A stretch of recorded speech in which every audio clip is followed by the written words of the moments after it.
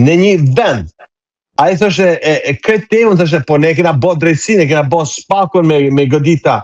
Po me thonë, mirë më ti kartonat që qove me mbrojt zëvendës kryeministën, Belinda Ballukun, a duket normale në një shtet ku ka demokracia dhe ligj? A mendon se ky popull janë dele komplet?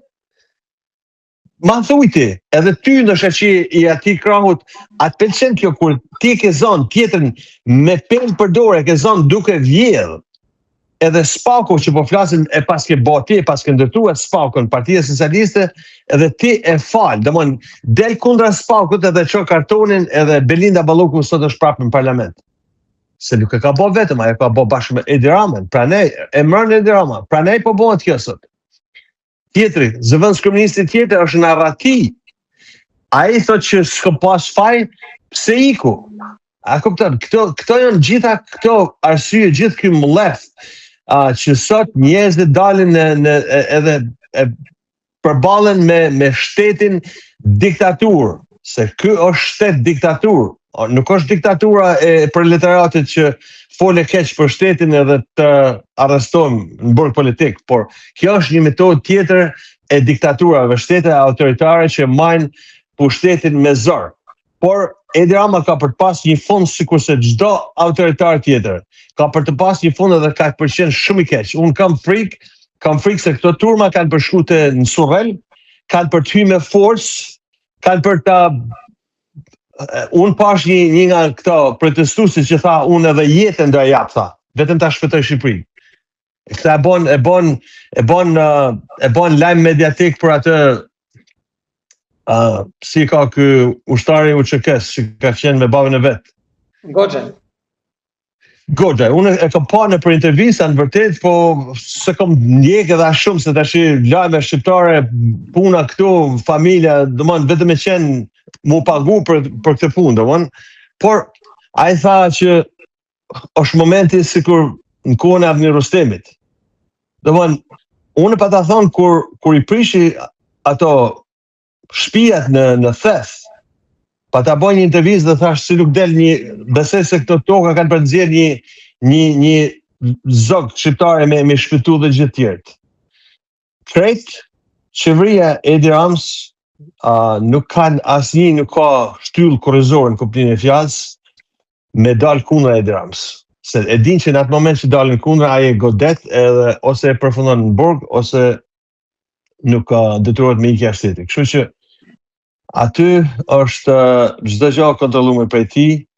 Unë kam frikë se sikur kam thonë edhe para një javë, 2 javë, thash ose do ikin ose do përfundojnë në burg. Po shanset janë më shumë që do ikin. Se ky ndoshta e man pushtetin, mundet me e marrë pushtetin me dhunë, se shtetet diktatoriale a shumë majnë. Ki North Korean, domthon që ka 70 e sa vite, domthon që e man me zor, domthon e ka marrë gjyshi, e ka marrë baba e tij, tash është djali, edhe tash sikur thon vajza e tij që ndoshta do të trashëgojë edhe një 40 vite tjera. Edhe vjen një moment domthon që edhe North Korea edhe Kuba ka për kikaj sistem, ka për ndryshu sistemi, kështu që shqiptarët si duket profundimisht janë zgju, edhe i admiroj për ata me gjithë kënaqësinë edhe me gjithë shpirt do isha aty në protest. Të paktën kur kam mundësi që ma jep dikush fjalën, të paktën me fjalë e përkrahej, e suportoj, e ndihmoj me sa kam mundësi, me gojë ndoshta, me vepra, është me ardha atje dhe me luftu me ata njerëz që kanë dalë në shesh, por tash edhe jetën e kena këtu me kohë, domthon nuk është dashje lehtë për ne me ardhën në sezonin e verës, pasi edhe procesi punës jena në punë, nuk mundem me ik çdo moment domthon sa ka gjëra në Shqipëri, pasi edhe jetën e kena këtu, tash duhen me pagu edhe billa këtu, do pagesa kena, a kupton, sikur kudo është jeta. Kështu që ata njerëz që janë aty i përgëzoj, nuk e di si me përgëzu për atë që po bojnë sot, që dalin e përballen çdo ditë policinë e shtetit, me shtetin e diktaturës. Ne jem shumë keq për ata policë që marrin urdhra nga shefat e tyre, domethënë me godit vëllezërit e vet, njerëzit pa armaturë, njerëz civil, pa është edhe njerëz që ndoshta edhe të moshur, po i godishin me shkopi gome, më duk tamam sikur në Palestinë ose sikur në kohën e 81-shit në Kosovë ose në vendet që nuk kanë as pak demokraci. Kjo është fatkeqësi për atë popull, është fatkeqësi se nuk e man dot pushtetin me zor. Edhe 10 veta, se s'po them 100, 200, 1000, 5000, 10.000 veta me dal kundra, detyrohen në vendet perëndimore, detyrohesh me u ndërheq ose me ul me fol me ta. Ata flasin kartel të drogave me njëri tjetrin edhe ulen bisedime. E jo një popull që ka dal anemon botë, i thot dërhiqu. Ai del e bën pralla çdo ditë, domthon. Edhe kjo është ajo arsye që i irriton njerëzit, se nuk e jeton realitetin. Ndoshta ai realitetin e din, po nuk e thet paktën në për këto mediat, në mediat e tij. Kur i shef media shqiptare, domthon i bën fresk. Shumica e mediave shqiptare i bën fresk qeverisë, se kanë qenë njerëz që janë pagu, këto media janë pagu me paratë e insenatorëve. Vetëm një aspekt. Vetëm ta morëm insenatorët, insenatorët. Iken u harrun ato. U harrun, po njerëzit nuk i harrojnë. Pra ne ka dalë njerëzit shesh. Me miliona dollar që insenatorët nuk ekzistojnë. Ku është Spaku? E futën e Erion Velin. Unë kam asnjë lloj respekti për Erion Velin, absolutisht. Se ajo është tipik George Soros. E futën në burg, e futi Edi Rama në burg, e dënoi, akoma s'është dënuar, por e kanë akuzu për mbathje, më fal për shprehjen, për mbathje të gruas tij. Domthon, ajo për çka ai e meriton me qenë burg është insenatori i Tiranës, ai nuk akuzohet për atë. Se është firma e Rams bashkë me ta. Por Rama ka forcën. E ka forcën. Kështu që përderisa Spaku, që thonë këta Spaku kur vjedh kryeministri, kur vjedh ministri, kush është Spaku më zëni? Spaku është Dyberi, është Sadriu, është XY, është biri atij vendi që ka dalë. Kur vjedh kryeministri, ai thot, po shefi janë vjedh, pse mos me vjedh edhe unë? Domthon, nuk është se vjedh, pa e vjedh me ligj, se e fal atë, nuk jep akuzën që ka Velia, nuk jep akuzën që ka Rama, ose Balla, nga hupi Toyota Yaris, që ishte diçka, ishte shumë, domthon bani bujnë atë kohë. Kur shtoka, iku çështja, me miliona dollar që i kapën, euro. A kupton, aty ka, domthon, ka të paktën jo se vetëm kohën e Partisë Socialiste, po Shqipëria mas hapjes me botën, mas 90-s, ka sjell gjithë poshtërsitë që ekzistojnë në planet kanë lidhje me Shqipërinë.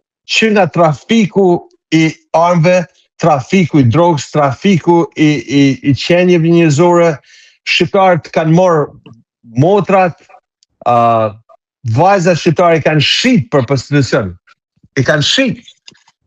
Dihet që sa shqiptare kanë qenë paktën, po flas këtu në vitet e para në për Italinë, rrugët bos që janë shit, janë detyruar mu shit prej mafjes shqiptare. Edhe ajo mafja shqiptare ka ardhur në Shqipëri dhe ka investuar.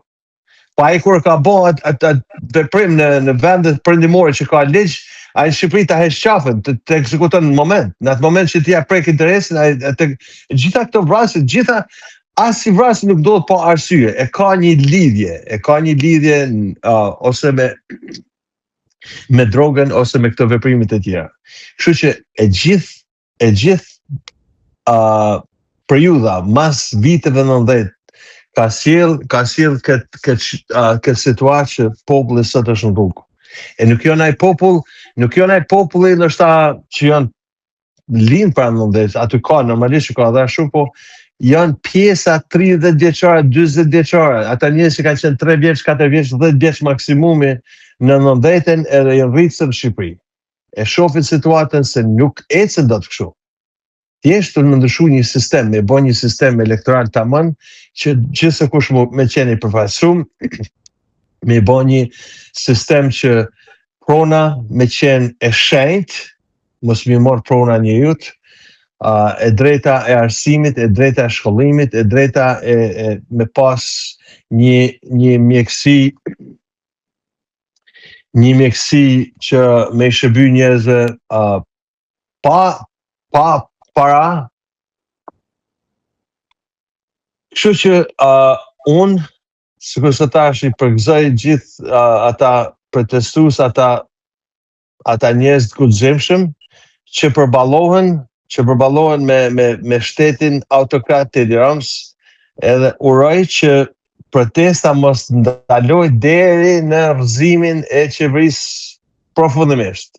Edhe vendit shkojnë në një periudhë 1 vjeçare ose 2 vjeçare, zgjidhet një përfaqësi kombëtare me gjithë spektrin politik, me përfaqësues të demonstruesve të protestës, edhe shkohet në bisedime se si me arrit ato pika që protestuesit kanë kërku.